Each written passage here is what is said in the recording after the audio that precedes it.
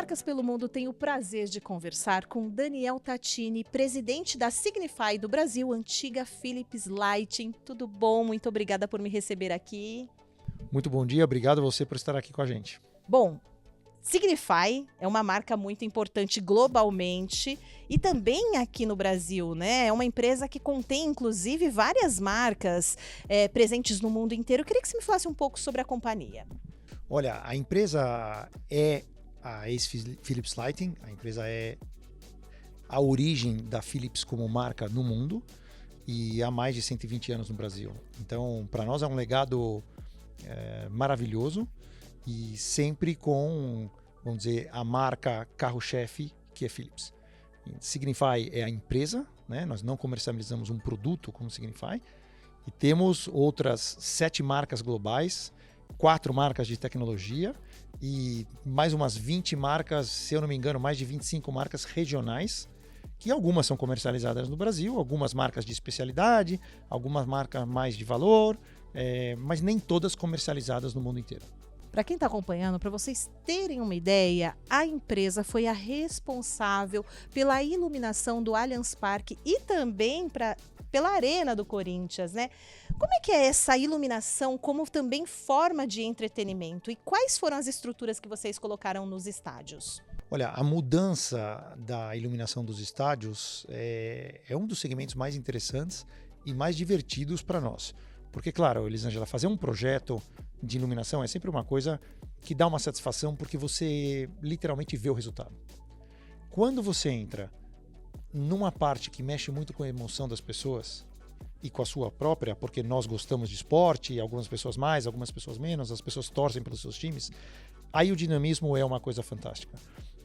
O nosso primeiro grande projeto de estádio foi em 2018, ainda sem a tecnologia atual, né, aqui no Brasil, e inaugurado o Allianz Parque julho do ano passado, se eu não me engano, julho, agosto, foi uma experiência fantástica, porque você vê a vibração das pessoas.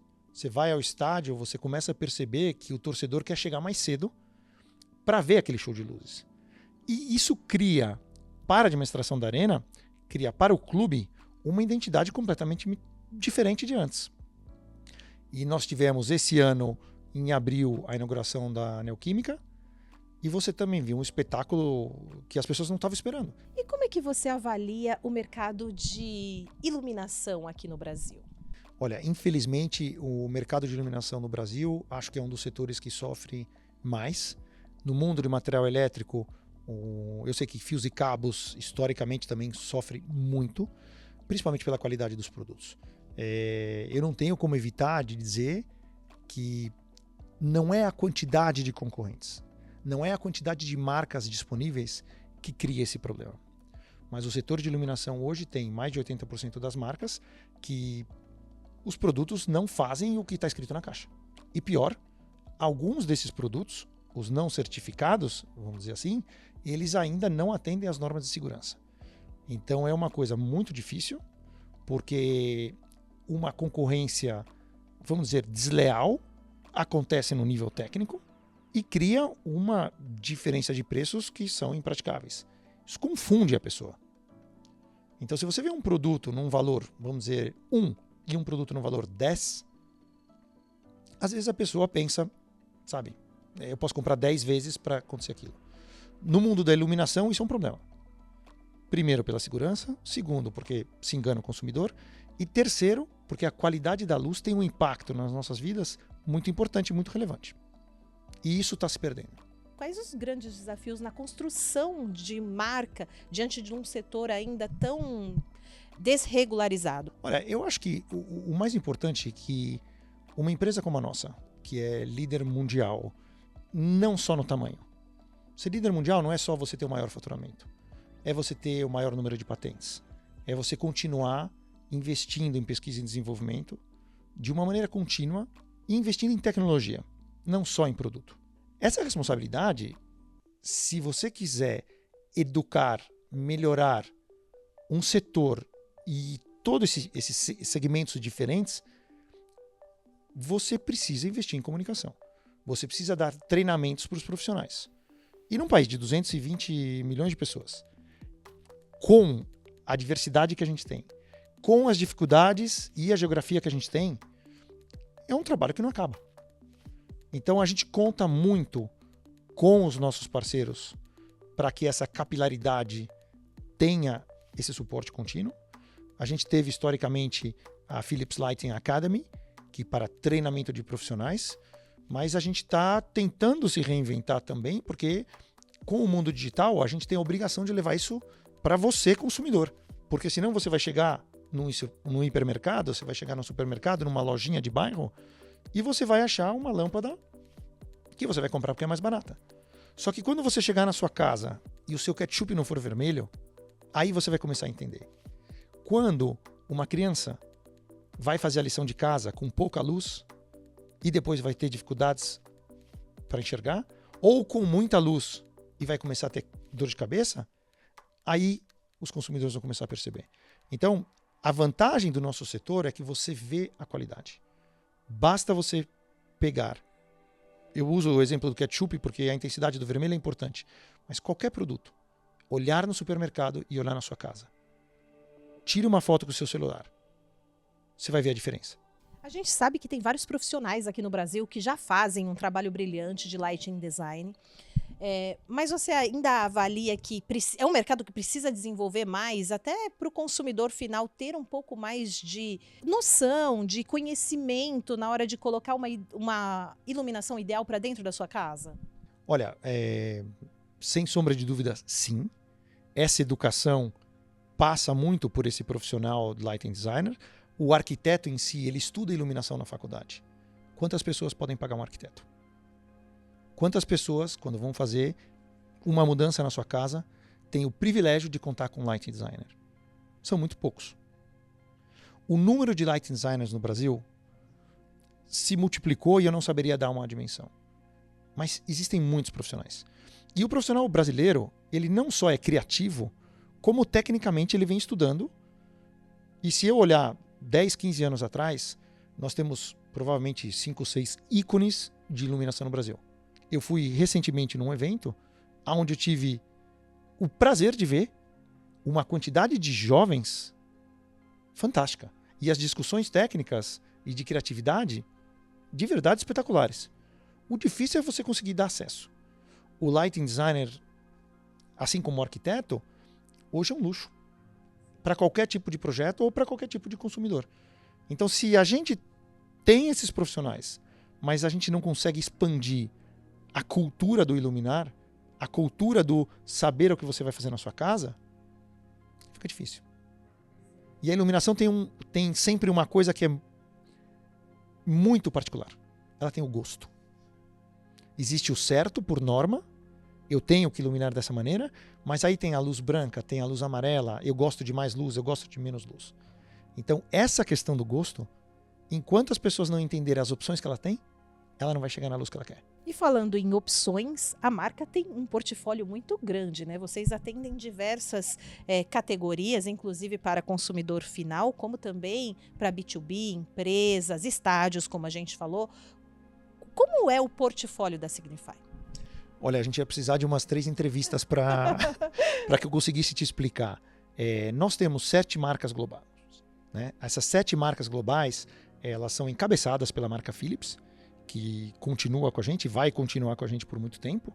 E a gente tem outras marcas que já são mais específicas. A gente tem a plataforma de controle de IoT, que é a Interact. Né? A gente tem a marca Philips Hue, que são para as lâmpadas de consumidor, para as luminárias de consumidor, que tem um design fantástico, é a melhor tecnologia que tem iluminação para consumidor. Nós temos a outra marca que é Wi-Fi, que é a WIS. Nós temos a Telensa para controle de iluminação pública. Nós temos marcas de especialidade, como uma Varilight para os shows. Então as pessoas vão nos shows, veem os canhões de luz da Varilight. A gente tem a Bodini, que é uma marca de emergência que a gente também quer trazer para o Brasil. Mas a gente tem mais de 25 marcas regionais. Essas marcas regionais vêm de fusões e aquisições da empresa em geografias específicas, nos Estados Unidos, na Europa, e nem sempre são marcas tão conhecidas. Mas o carro-chefe é a Philips, e a gente traz para o consumidor a Philips Hue, a gente leva para os profissionais o Interact ou a Telensa, mas é muito difícil você cobrir todos os canais e todos os segmentos. É um orgulho para a gente, mas eu acho que a nossa posição de líder mundial é justamente por isso. A gente trabalha com inúmeros parceiros, mesmo os fabricantes, mas somos a única empresa que chega, vamos dizer, de A a Z. Varilite, inclusive, é uma marca nova aqui no país. Varilite é uma marca que já existe em produtos há muito tempo, porque na área de shows, na área de concertos, etc., sempre existiram esses canhões de luz, né? Mas agora a gente está trazendo via Signify do Brasil, porque é um mercado que também tem crescido muito e que agora a gente começa a atuar diretamente e não com importadores. E vocês, na parte social, fizeram um trabalho muito bacana em Paraisópolis, uma comunidade em São Paulo. Queria que você me falasse sobre esse projeto e como a empresa tem trabalhado o pilar de ESG. O pilar de ESG, para nós, sempre foi uma constante. Porque trabalhar com iluminação, economia de energia, sustentabilidade, sempre foi parte do nosso DNA. Então é muito bonito falar de comportamento, mas a grande verdade é, nós temos esse comportamento há muito tempo, também porque ele sempre foi associado à realização, ou talvez mais que a realização, à realidade do nosso negócio. Então os processos de ESG começaram muito tempo atrás. A responsabilidade social da empresa, ela não passa só pela fundação, que é isso que a gente vai explorar agora, mas também pelo comportamento. Nós temos linhas de produto que são feitas do plástico reciclável das redes coletadas no oceano, em 3D.